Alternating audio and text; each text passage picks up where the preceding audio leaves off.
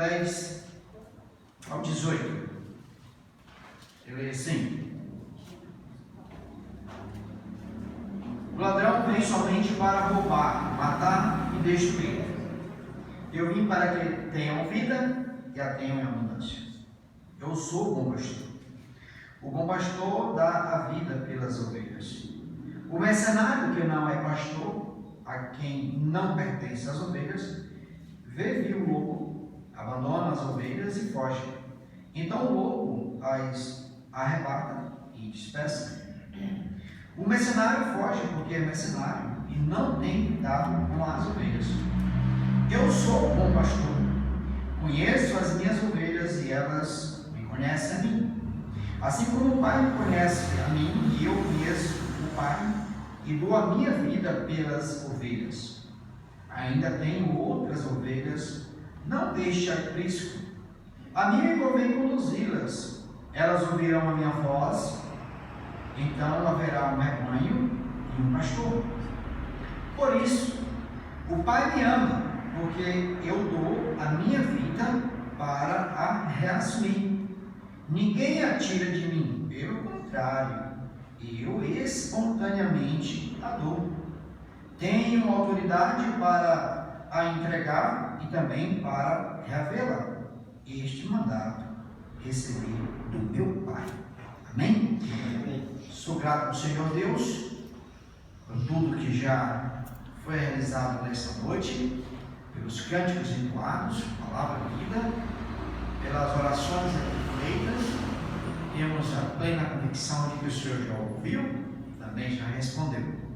Somos gratos por esse privilégio dessa leitura da porção da tua palavra, de submeto à autoridade da mesma e como instrumento do Senhor, eu peço misericórdia para que o teu servo seja fiel na transmissão, de modo que o teu povo nesta noite seja edificado pela palavra do Senhor. Em nome do Senhor Jesus Cristo. Amém. Os irmãos podem se assentar. Então, dando continuidade à nossa série do Eu Sou, nós estamos agora no quarto Eu Sou. Recapitulando, primeiro Eu Sou, bom da vida. O segundo Eu Sou, a luz do mundo. O terceiro Eu Sou, a porta, foi a semana passada. E agora nós estamos no quarto, o Eu Sou, o bom pastor. Em cada uma das colocações, o bom da vida, da luz e da porta, e esse, o bom pastor, está dentro do contexto do Eu Sou, a porta. Então são dois, o Eu Sou dentro do mesmo contexto, diferentemente da luz e também o pão da vida, que teve um contexto ali diferente. O pão da vida veio pós a multiplicação dos pães, e a da luz foi numa comemoração especial em que duas colunas de luz eram acesas, justamente lembrando as duas colunas do deserto que guiavam os judeus, de dia protegendo do sol e à noite iluminando e também aquecendo. No que tange a esse texto aqui, ele fez essas duas declarações. A primeira nós vimos semana passada, o Eu Sou, a porta, e hoje ele faz essa declaração, eu sou o bom pastor. A pergunta é, o porquê o Senhor fez essa declaração? Qual o propósito dele ter feito essa declaração? E eu falei o propósito da primeira declaração de semana passada, que o contexto é o mesmo. O que ocorreu no capítulo 9? O capítulo 9 fala da visão que foi restaurada a um cego, em que o Senhor Jesus untou os seus olhos com um lodo, feito com o seu cuspe. Olha só, cuspiu, fez o lodo e colocou no olho, vai lá no tanque de Siloé, lá no modo, ou seja, a visão dele foi restaurada. Ocorre que depois que a visão dele foi restaurada, começou uma discussão, e essa é a razão pela qual. Por quê? Nessa discussão, qual foi o resultado da discussão? É que o cego, que não era mais cego, estava vendo, depois de ter conversado ali com os fariseus, o que os fariseus fizeram?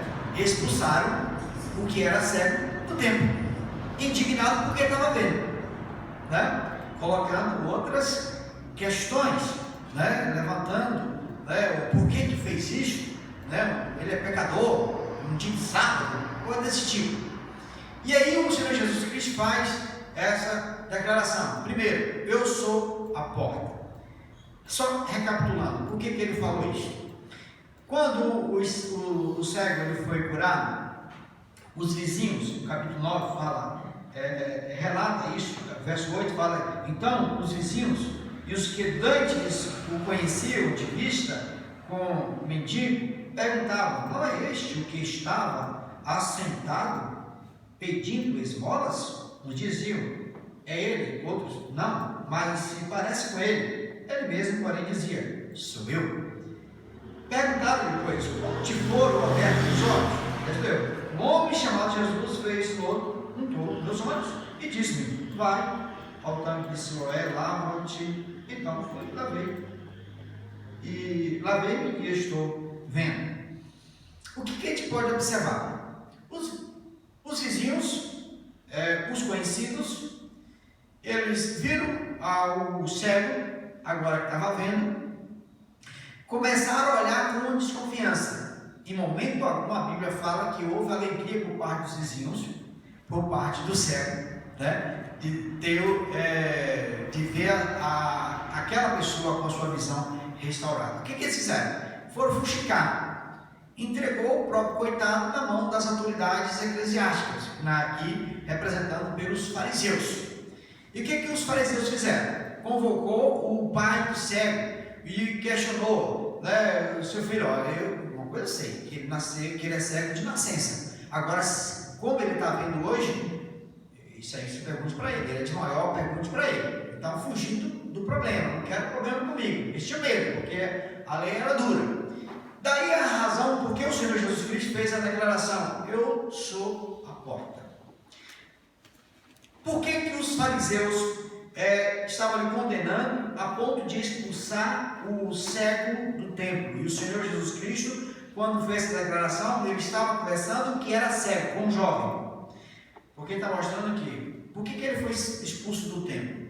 Porque ele foi curado no sábado, foi curado pelo homem, em que ele reconheceu que era um profeta, reconhecia que era um profeta, mas os fariseus não reconheciam a autoridade do Senhor Jesus Cristo. E quando Cristo fez a declaração, eu sou a porta, ele fala, quem entra, né, será salvo. Ou seja, qual é a porta dos fariseus e de uma outra religião que nós conhecemos aqui, que é indispensável para a salvação? A porta do sábado. A porta do sábado, né? E nessa expressão, Deus não é o sábado que salva, não são vizinhos que vai autenticar a tua salvação, nem conhecidos e nem tampouco fariseus e nem tampouco nenhuma religião, mas eu sou a porta. Aí ele entra na discussão falando que ele é o bom pastor.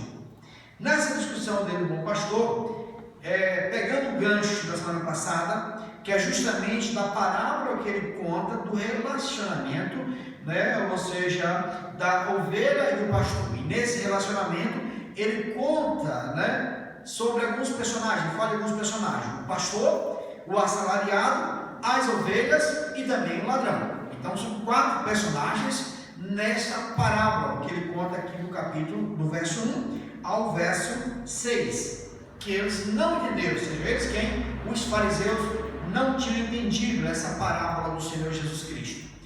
E aí ele começou a explicar, quem é a porta sou eu, né? Você fala, eu sou a porta. E agora ele está explicando quem é o pastor. Eu sou o bom pastor. Eu uso muito esse texto nas minhas visitas em especial, porque ele tem a sua, vamos dizer assim, o seu lado especial no sentido de mostrar o relacionamento de ovelha e pastor, as características inerentes das ovelhas, bem como as características inerentes do pastor, né, das ovelhas. E também do ladrão ou do mercenário. Ele fala das características de cada um delas aqui, de modo que quais as características, né, coloca aqui do mercenário. O mercenário, no verso 12, ele fala, ele não pertence às ovelhas. Ele, quando viu o lobo, ele abandona as ovelhas e foge. Então, além de não pertencer, quando tem um perigo, ele abandona, ele foge.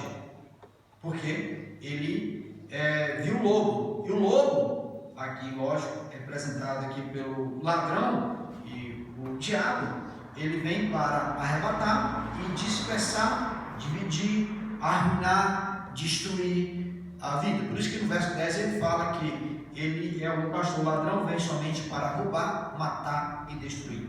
Este é o propósito de Satanás. Mas eu quero focar nas características do Senhor Jesus Cristo como um bom pastor.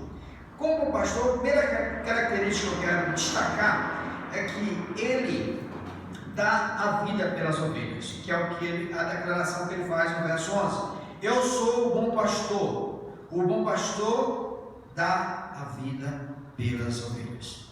Ele está contrastando justamente aqui a posição dos fariseus, e que, ao contrário dos fariseus, que os fariseus tiram vida, e ele está dizendo, eu dou a vida pelas ovelhas.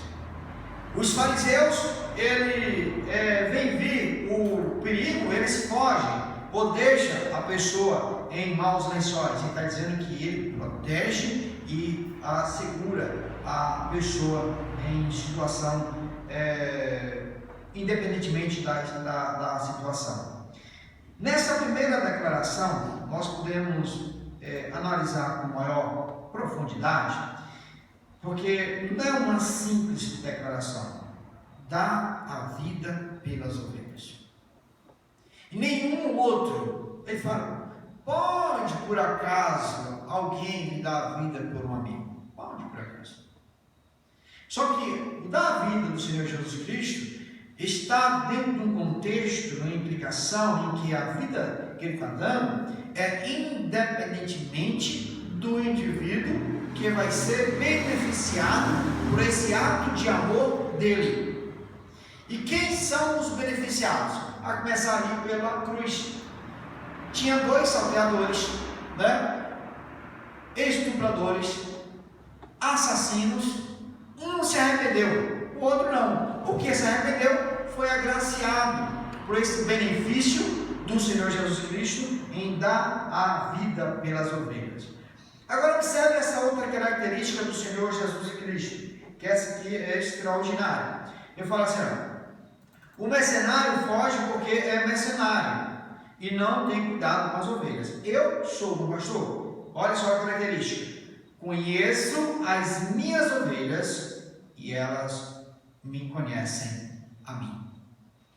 Um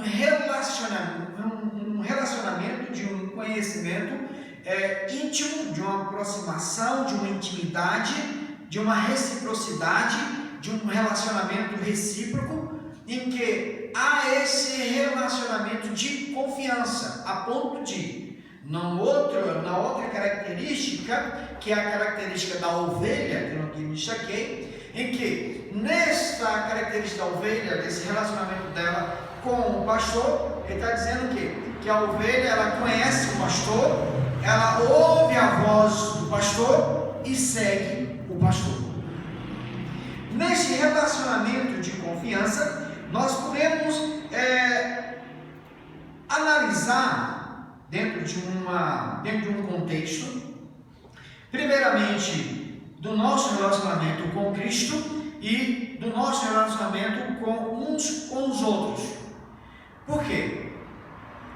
A ovelha e o pastor, aí vem a característica da ovelha, rebanho, animal, é o objetivo pelo qual o Senhor usa a figura de ovelha, pelas características peculiares que são delas.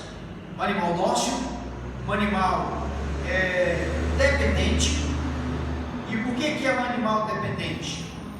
Porque pelo fato de ser um animal dócil e também pelo fato de ser um animal que tem uma visão limitada, e essa visão limitada, segundo os historiadores estudiosos, é um tipo de ovelha, lá do Oriente Médio em especial, é um tipo de ovelha em que ela só enxerga bem até 3 metros de distância.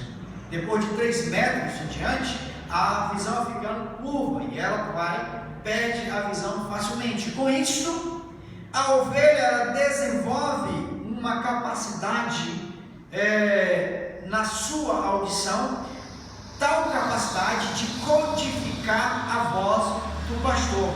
Por isso que é um tipo de animal que ela não é tangida, mas ela segue o pastor, ela ouve a voz do pastor e ela acompanha o pastor. O pastor vai à frente, vai chamando e ela vai seguindo. Ela tem como característica a submissão ao pastor. Por quê? Ao ouvir e seguir, isto denota submissão ao pastor.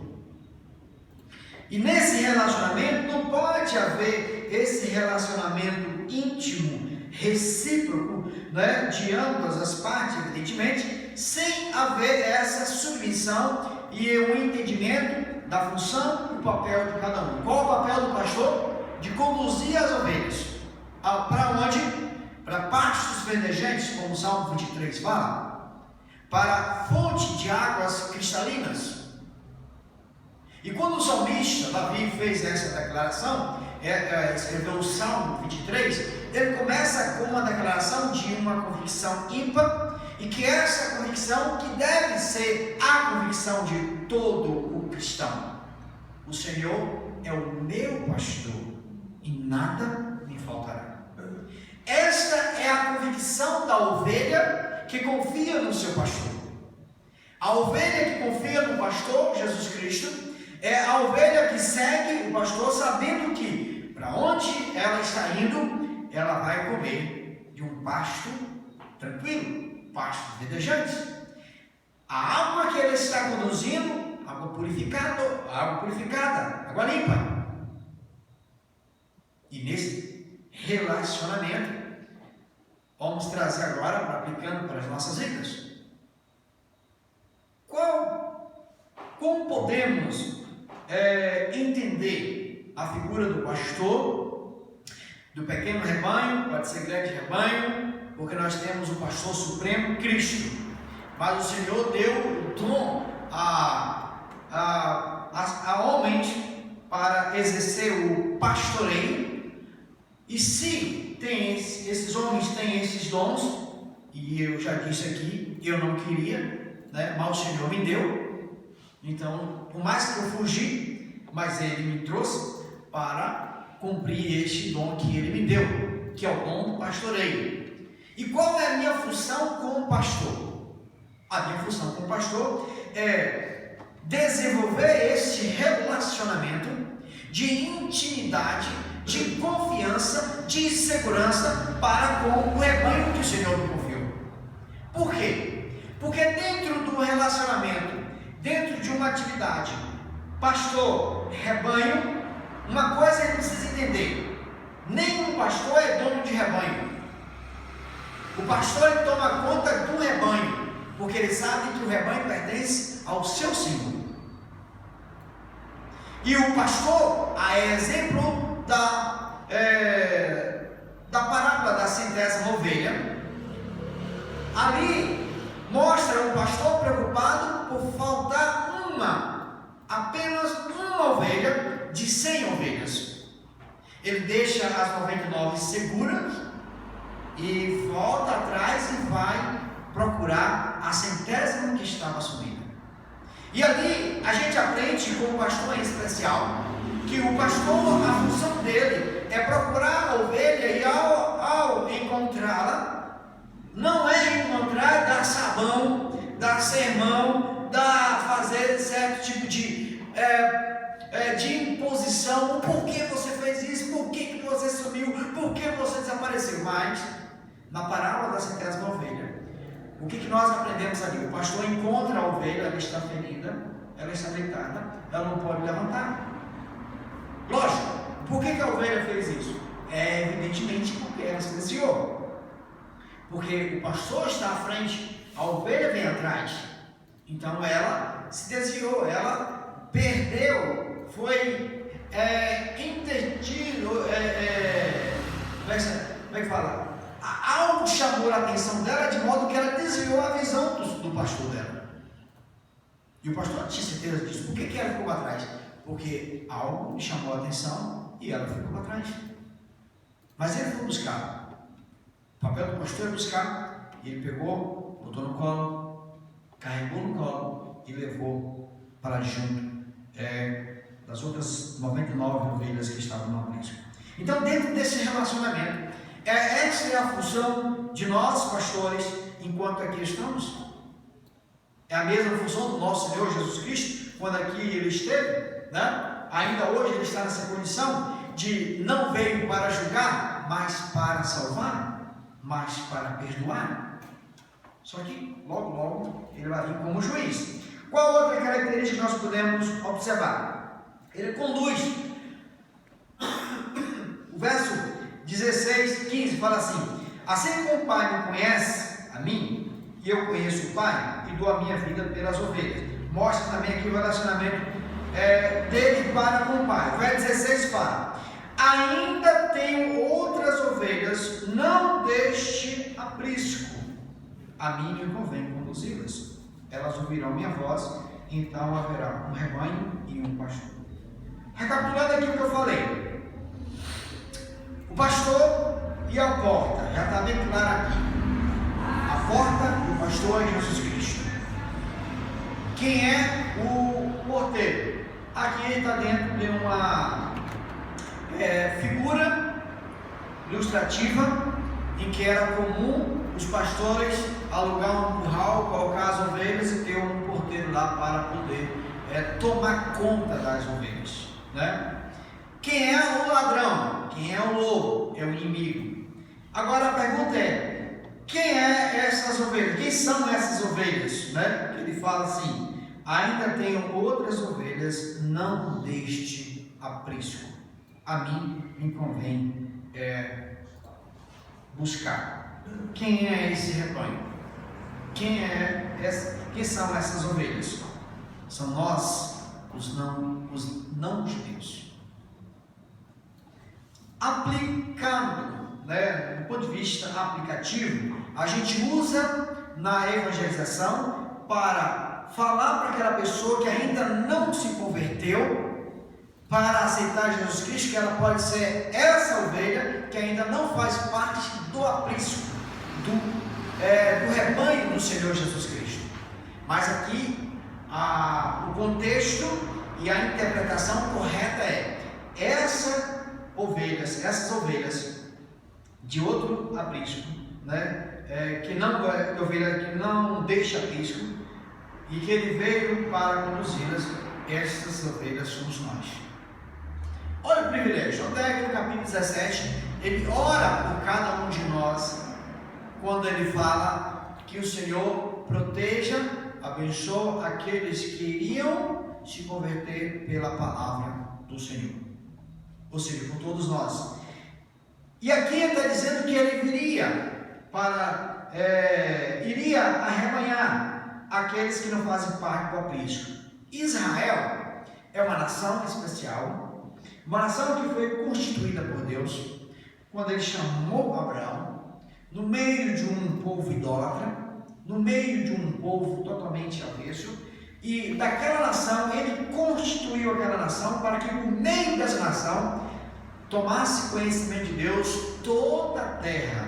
Uma única nação teocrática, uma única nação que serve um único Deus.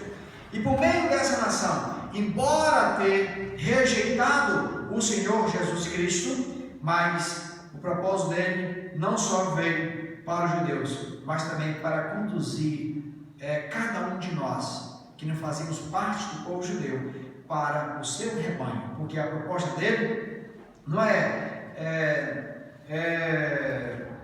sermos nacionalmente falando ter uma nação judaica. mas uma cidadania celestial, porque o rebanho que ele está conduzindo, um só rebanho, é esse rebanho a qual ele está nos conduzindo para os céus, não para uma nação específica como Israel.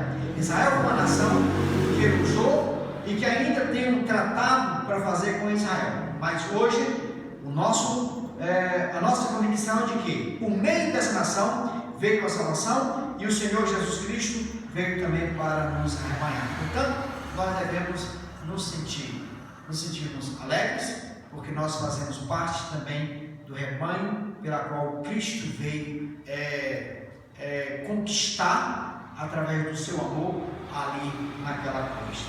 Última característica do Senhor Jesus Cristo. Observe no verso 17 e 18. Por isso, o Pai me ama, porque eu dou a minha vida para reassumir.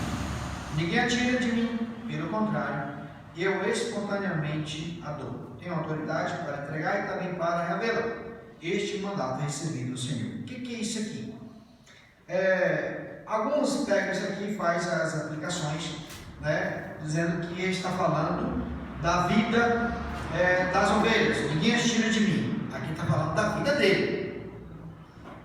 A vida que ele deu foi que a característica, espontaneamente ele deu a sua vida por nós.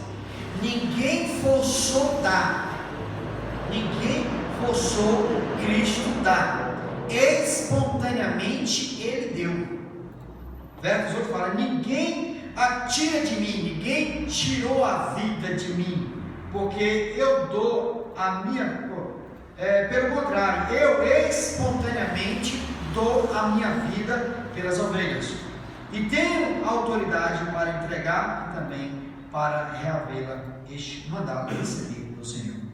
Então, do ponto de vista interpretativo do texto aqui, nós podemos analisar a porta. Ele faz essa declaração para o cego. Olha, enquanto os fariseus, os vizinhos, os conhecidos estão ignorando ou até mesmo te acusando, ou acusando o que eu fiz, lembre-se que não é o saco da porta da salvação, mas eu sou a porta da salvação. Enquanto os fariseus reúnem e julgam e matam, apedrejam, coisas desse tipo, eu sou o bom pastor, e o bom pastor dá a vida pelas ovelhas. Concluo com as seguintes aplicações. Primeira aplicação: só podemos dizer que nós seguimos a Jesus se ouvirmos a sua voz. E ouvir a voz de Jesus tem implicação. Não é qualquer um de boca para fora, eu sigo Jesus. Seguir a Jesus Cristo, que é o que ele fala quando questionado: se alguém quiser seguir após mim, negue-se a si mesmo, tome a sua cruz de cada dia e siga-me. Requer obediência. Não é simplesmente eu estou ouvindo, mas como é que eu estou seguindo? Eu estou seguindo com a mesma bagagem? Eu estou seguindo com o mesmo fardo? O livro, o Peregrino, tanto o livro quanto o filme mostra isso. O Peregrino, ele ouviu e ele começou e quis seguir o Senhor Jesus Cristo com toda a bagagem que ele estava, com todo o fardo que ele estava nas costas. Enquanto ele não entendeu, quando olhou para a cruz, de que todo o fardo, todo o pecado, toda a maldição Cristo estava carregando sobre si, atraiu sobre si naquela cruz, enquanto ele não entendeu, o fardo que estava sobre as costas dele não caiu. Quando ele entendeu, foi uma forma espontânea e automática, todo aquele fardo caiu das costas dele. O livro Peregrino fala sobre isso. Qual outra coisa aqui? Nós somos ovelhas e precisamos que ele nos conduza. Primeiro, se nós podemos dizer que seguimos Jesus se ouvirmos a sua voz. Segundo, nós somos ovelhas e precisamos que Ele nos conduza. O que é conduzir o Senhor? É ser conduzido pelo Senhor Jesus Cristo. Se eu estou sendo conduzido pelo Senhor Jesus Cristo, isso significa que o contexto e o texto de Paulo aos Gálatas 2:20 se aplica muito bem dentro do que ele está querendo dizer aqui. Se eu sou ovelha do Senhor Jesus Cristo, eu sigo a voz do Senhor Jesus Cristo. E seguir a voz do Senhor Jesus Cristo é o que Paulo declara: já estou crucificado com Cristo e vivo não mais eu, mas é Cristo que vive em mim. E a vida que agora vivo em Cristo, vivo-a na fé do Filho de Deus, o qual me amou e entregou a si mesmo por mim. Significa que o caminho que eu vou trilhar não são mais os meus caminhos. Os passos que eu vou dar não são mais os meus passos. A vida que eu estou vivendo, que eu vou viver, não é mais a vida do velho homem, mas o fardo e o velho homem ele foi despojado. Isso significa que todos aqueles vícios, todas aquelas coisas do velho homem, como ciúmes, como tudo aquilo que possa provocar a ira de Deus, possa entristecer Deus e o Espírito de Deus que em nós habita, não pode jamais fazer parte da vida de quem segue a voz do bom pastor. Por que as ovelhas se desviam? Por que a ovelha da centésima ovelha ficou para trás? Evidentemente que ela tirou o seu olhar e perdeu a conexão com o Senhor Jesus Cristo, a ponto de não mais ouvir a voz dele, e quando pensa que não, ficou distante, ficou para trás, e ela foi arrebatada pelo lobo, ela foi dispersa pelo lobo, e ela ficou sozinha e abandonada. Nós ouvimos a voz do pastor? Nós estamos realmente sendo conduzidos por essa voz? Se realmente nós somos ovelhas, nós precisamos que Ele nos conduza. Quem é que está te conduzindo? Quem é que está nos conduzindo? Quem é que conduz a Igreja Batista Remanescente? É homem? Quem é que conduz a sua vida? É homem? Quem é que conduz o distâmio, todas as programações da Igreja Batista Remanescente? É o estatuto que dá toda a legalidade do ponto de vista jurídico, do ponto de vista dos homens, que vai seguir e conduzir a igreja? Não! Isto é a questão da legalidade. Mas a nossa fé, ela é e deve estar independentemente da posição do homem. Nós não estamos aqui para servir voz de homens. Nós não fomos chamados para seguir homens. Nós fomos chamados para seguir Cristo. É Ele que nos conduz. Se Cristo está te conduzindo, a minha pergunta é: em que propósito você está, em que situação você está sendo usada para poder de fato caracterizar de que você está sendo conduzida por Cristo? Aí eu pergunto: se eu, como pastor, eu estou sendo conduzido pelo Supremo Pastor, que é Cristo, mas eu estou provocando, eu estou dispersando o rebanho dele, eu estou maltratando o rebanho dele, eu estou abandonando o rebanho dele, eu lhes pergunto: as evidências provam de que realmente estou ouvindo a voz de Cristo? Não. Prova o contrário, que é o que a Bíblia fala: pelos frutos vos conhecereis. Qual a voz que você está seguindo? É Cristo que está seguindo você? Ou são os homens? E quando eu digo os homens, eu falo no ponto, modo geral. Em especial neste momento que nós estamos vivendo desta pandemia. Não quero entrar nesse contexto agora. Um outro. Se não seguirmos Jesus, então seremos conduzidos por quem? Qual outro personagem da parábola aqui? Quem é que está doido para poder arrebatar e dispersar? Na parábola ele fala que o ladrão, ele não entra pela porta, mas ele pula o curral.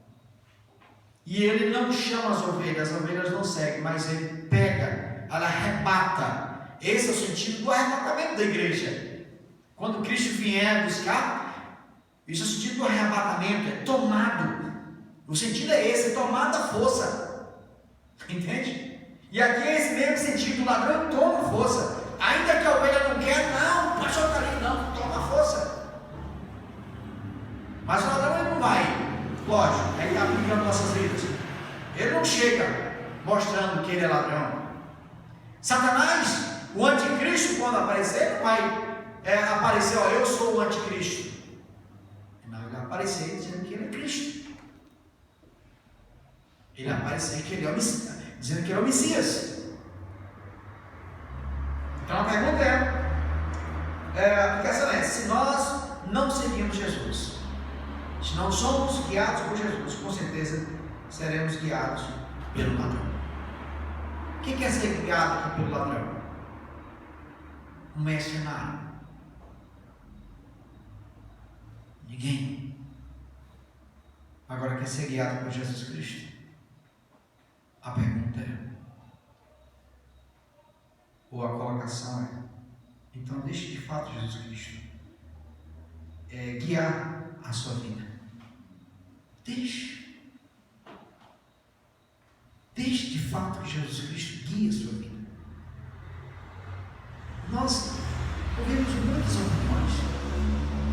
Às vezes é triste porque não abro nem a palavra para refutar. A autoridade do crente é a palavra. É a palavra. Alguém poderia ter me, como alguns já tentou, dizendo que eu não tenho autoridade para poder aconselhar um pai porque tem um filho problemático. Mas como que eu não tenho autoridade? Se a autoridade que me dá é a palavra de Deus. Se a palavra de Deus me ensina como um pai deve criar os seus filhos, portanto, eu tenho autoridade para falar em nome de Cristo, pela autoridade da palavra de Deus, como deve sim um pai tratar o seu filho, como deve sim o marido tratar a sua esposa, como deve sim o seu esposo tratar o seu marido, como deve ser sim a ovelha ser submissa às autoridades eclesiásticas, porque é a palavra que me reveste de toda a autoridade. Não é homem nenhum, não é cartilha dada por nenhum ministério de homens nenhum, mas é a palavra de Deus. E eu sigo a voz desse Cristo, não de homem. Glória a Deus. Não. Se seguirmos o bom pastor, teremos intimidade com ele e desfrutaremos de vida abundante e segurança. Qual o resultado se nós seguirmos o bom pastor? Estou falando seguir, mas eu não tenho essa incumbência, essa responsabilidade, porque se eu não estou sendo exemplo para a vida da Igreja Batista Remanescente, eu não sirvo para ser pastor. Eu não sirvo para ser pastor. Tem que começar por mim. O policiamento tem que começar por mim. Porque eu preciso apontar para vocês que quem segue o bom pastor é beneficiado por essa promessa que ele nos tem, que é vida abundante e segurança. Vida eterna. É isso que ele tem para nós. Eu sou o bom pastor. O bom pastor dá a vida pelas suas ovelhas. Amém. O nosso Jesus Cristo, que hoje está sendo ignorado por muitos, que está sendo blasfemado por muitos, que está sendo questionado por muitos, e questionados, como eu falei a semana passada. O questionamento, infelizmente, está dentro das igrejas. Tem gente colocando em dúvida a autoridade de Jesus Cristo. O propósito de João aqui é mostrar que Jesus Cristo, ele é o Messias, que ele é Deus, que ele é divino. Quando Isaías fez a declaração: o Senhor é o meu pastor e nada me faltará, quem é o pastor de Isaías, de Davi, ali no Salmo 23? Jesus Cristo. É o Deus eterno, o Deus encarnado, o Deus que se fez homem. E agora, aquela declaração que ele fez para Moisés, lá no deserto: eu sou, enviou a voz. Agora ele está paulatinamente fazendo essa declaração: eu sou o pão da vida, eu sou a luz do mundo, eu sou a porta de entrada para a vida eterna, eu sou o bom pastor, e o bom pastor dá a vida pelas ovelhas. É esse Deus, é esse Cristo, é esse Jesus que nós servimos, que nós adoramos, e que eu recomendo a Igreja Batista Remanescente. Confia, seja submisso a Ele, não permita que ninguém venha tirar isso de você, não permita. Grandes argumentos que bem nós temos aí nas internets, agora vida mesmo no altar são poucas. E a minha recomendação é: talvez você não tenha argumento, mas só basta ter vida no altar para estar preparada para quando Cristo vier em buscar as suas ovelhas, em buscar a ovelha que de fato faz parte do seu rebanho. Maranatá, ora vem, Senhor Jesus. Amém? Que Deus nos abençoe e aplique a sua palavra aos nossos corações.